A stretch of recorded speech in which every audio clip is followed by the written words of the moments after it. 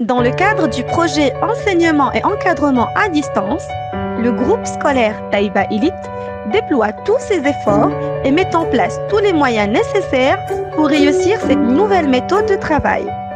Un grand merci donc à toute l'équipe pédagogique, au staff administratif et à nos chers apprenants et leurs parents pour leur compréhension, leur engagement et surtout leur implication.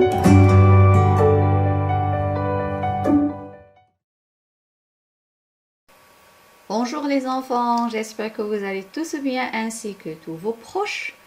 Alors les enfants, aujourd'hui on se retrouve dans cette nouvelle vidéo pour découvrir de nouvelles choses.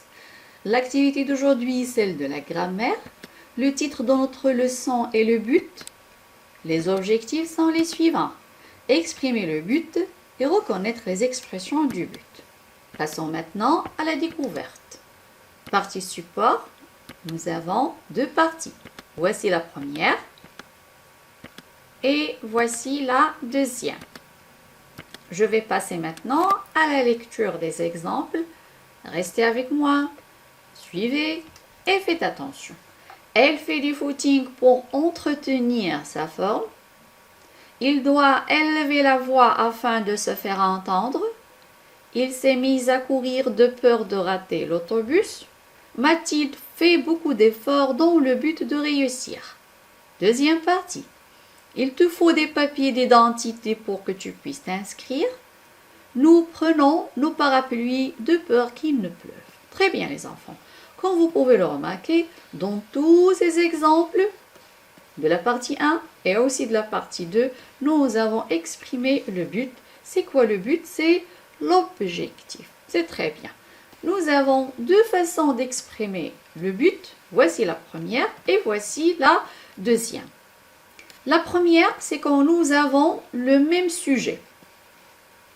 Alors, quand nous avons le même sujet, nous utilisons les expressions suivantes pour, afin de peur de, dans le but de, etc., plus l'infinitif. Tout simplement pourquoi? Parce qu'ici, nous avons la préposition pour et ici, nous avons des expressions qui contiennent la préposition de. Automatiquement, on a bien sûr un infinitif après. Alors, quand on a le même sujet, on utilise les expressions pour, afin de peur de, dans le but de, plus l'infinitif. C'est très bien. Je pense que la première partie est claire.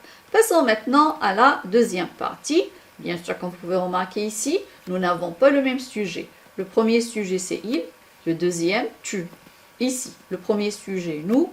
Le deuxième, il. Automatiquement, puisque nous n'avons pas le même sujet, nous n'allons pas bien sûr exprimer le but avec les expressions comme pour, afin de peur de, dans le but de, mais avec les expressions qui contiennent que, pour que et de peur que.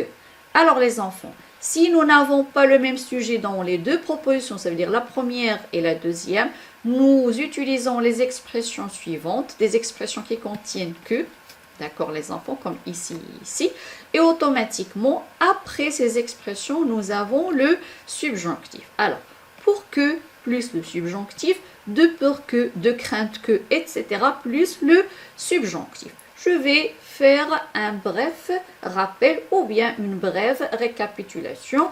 Nous exprimons le but avec plusieurs expressions, comme ici et comme ici. Les expressions utilisées sont pour, afin de peur de, dans le but de, pour que ou bien de peur que.